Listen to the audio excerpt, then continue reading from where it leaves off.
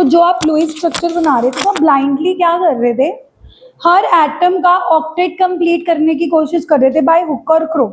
यही कर रहे थे ना कि आप एक स्केलेटल स्ट्रक्चर बनाते थे, फिर टर्मिनल एटम्स का ऑक्टेट कंप्लीट करने लग जाते थे। आपको लगता था कि ओके इसको 6 देने हैं, गिव इट 6, अच्छा इसको 4 और देने हैं, गिव इट 4। और बाय चांस सेंट्रल एटम का अगर ऑक्टेट कंप्लीट नहीं हो पाता था तो आप टर्मिनल एटम का ही लोन पेयर लेकर डबल बॉन्ड बना देते थे। That means you were just trying to complete the octet, क्योंकि आपको यही पढ़ाया गया है कि दुनिया में हर एटम बॉन्ड बना ही इसीलिए रहा है ताकि उसका ऑक्टेट पूरा हो जाए। हाउ एवर ऑक्टेट रूल की भी लिमिटेशन है। फर्स्ट लिमिटेशन, अगर सच में बॉन्ड ऑक्टेट कंप्लीट करने के लिए ही बनता होता फिर तो BF3 को कभी बनना ही नहीं चाहिए था। Just look at boron. Boron की वैलेंसी कितनी होती है? 3। तो ये 3 बॉन्ड बनाता है बिकॉज उसकी वैलेंसी 3 है। बट जब ये मॉलिक्यूल बना तो साइंटिस्ट ने देखा कि बोरोन के हिस्से में तो 1 2 3 4 5 6 ही बॉन्ड आए। काउंट करके देख लो, 1 2 3 4 5 6, इसका तो ऑक्टेट कंप्लीट हुआ ही नहीं। अगर ऑक्टेट रूल 100% सही था तो इन मॉलिक्यूल्स को बनना ही नहीं चाहिए था। I mean what I am trying to say कि दो octet rule is successful in explaining most of the molecule, कि कोई भी molecule की formation इस सोच के साथ होती है कि उसमें central atom और हर atom का octet या duplet पूरा हो। However ऑक्टेट रूल 100% करेक्ट नहीं है। क्वेश्चन आएगा give the limitations of octet rule, तो आप फर्स्ट लिमिटेशन लिखोगे formation of electron deficient molecules. ऐसे मॉलिक्यूल्स जिनका ऑक्टेट कंप्लीट ही नहीं होता फिर भी वो बनते हैं, उनको क्या बोला जाता है? Electron deficient molecules. और इनको लुईस एसिड्स भी बोलते हैं। इनको लुईस एसिड क्यों बोलते हैं हम इक्विलिब्रियम में पढ़ेंगे, बट एज ऑफ नाउ मैं सिंपल सी भाषा में आपको ये समझाना चाहती हूँ कि ऐसे मॉलिक्यूल्स भी बनते हैं जिनकी वैलेंसी 3 होती है और वो 3 बॉन्ड बना के मॉलिक्यूल बन जाते हैं। बट अगर हम देखें क्या उनका कभी ऑक्टेट पूरा हुआ? अब काउंट करके देख लो इंद्रजीत, बोरोन के हिस्से में कितने इलेक्ट्रॉन आए? 1 2 3 4 5। इसका तो ऑक्टेट कभी पूरा ही नहीं हुआ। अगर ऑक्टेट रूल 100% करेक्ट था फिर तो इसको बनना ही नहीं चाहिए था, बट ये बना। Look at AlCl3। AlCl3 भी 3 बॉन्ड बनाता है, उसका भी ऑक्टेट पूरा नहीं है। Look at BeH2। बेरिलियम की वैलेंसी 2, वैलेंस इलेक्ट्रॉन 2 है, तो ये 2 ही बॉन्ड बनाता है। तो इसके हिस्से में हाँ, तो एक्सेप्शन हो गई या लिमिटेशन हो गई। अब अगर एक्सेप्शन पता कब मानते हैं? रोज जब एक आधी एक्सेप्शन हो।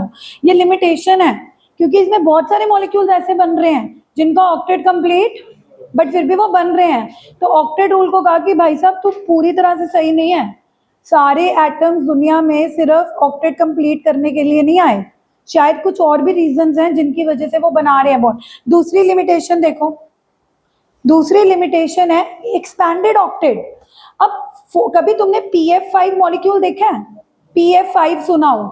अगर नहीं सुना तो अब 11th में बहुत बार होगा या 12th में जब आप PCl5 PF5, क्योंकि phosphorus belonging to the 15th group has 5 valence electron।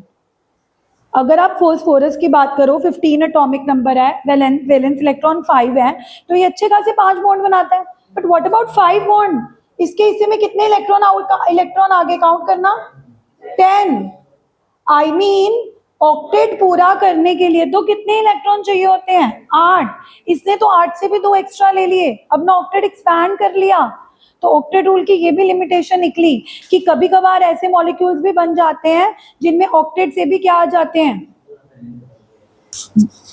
अगर ये मॉलिक्यूल एग्जिस्ट कर रहा है तो ऑटोमेटिकली ऑक्टेट रूल पे क्वेश्चन है कि तूने तो कहा था कि बॉन्ड सिर्फ तभी बनता है जब एटम ने अपना क्या कंप्लीट करना होता है, फिर इसको तो बनना ही नहीं चाहिए। इसके हिस्से में तो कितने इलेक्ट्रॉन आ रहे हैं।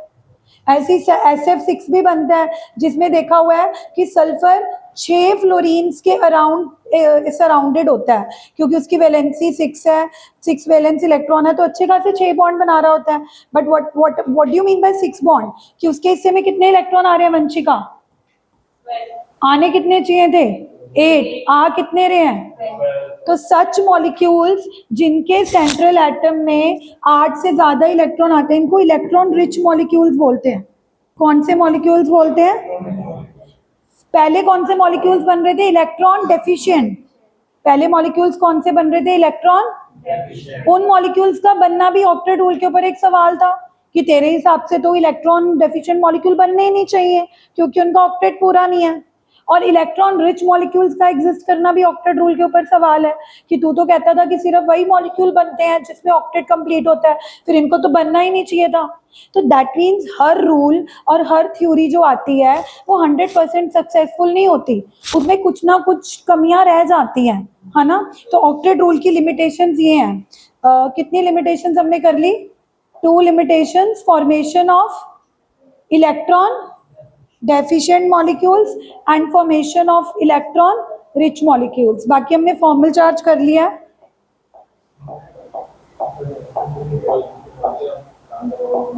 उसके बाद before I start the VSEPR theory जो मैं कल स्टार्ट कराऊंगी, आज मैं जनरल डिस्कशन कर रही हूँ टाइप्स ऑफ बॉन्ड। कितनी तरह के बॉन्ड होते हैं जो हमने 10th में पढ़ रखे हैं? First is ionic bond, covalent bond, and the third one is, सबसे पहले मैं आयनिक बॉन्ड की शुरुआत करती हूँ, वो मैं सारे पढ़ाऊंगी क्योंकि जो तुमने आयनिक बॉन्ड के बारे में भी पढ़ा हुआ है, जो तुमने पढ़ा हुआ है वो नहीं आएगा, जो नहीं पढ़ा हुआ है मैं वो पढ़ाऊंगी आज। आयनिक बॉन्ड के बारे में तुमने क्या पढ़ा हुआ है पहले तुम ही बता दो, क्योंकि अगर मैं पढ़ाने लगी तुम्हें बहुत बोरिंग लगेगा। What is ionic bond? हर बंदा आयनिक बॉन्ड के बारे में एक एक पॉइंट बताएगा। आज हम किसको डिस्कस कर रहे हैं? रोद बोलो।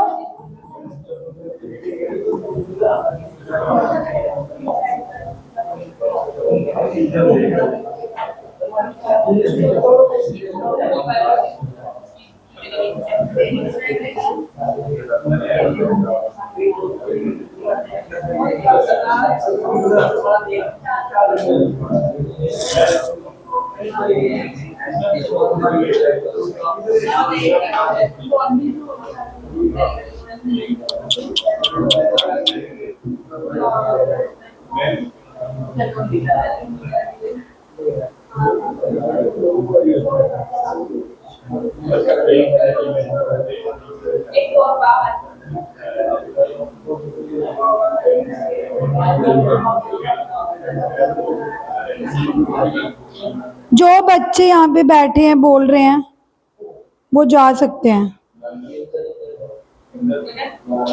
Inder, you are sorry but have no improvement at all. Then अच्छा, बातें करने के लिए सॉरी नहीं यार, ऐसे मत क्या करो। चलो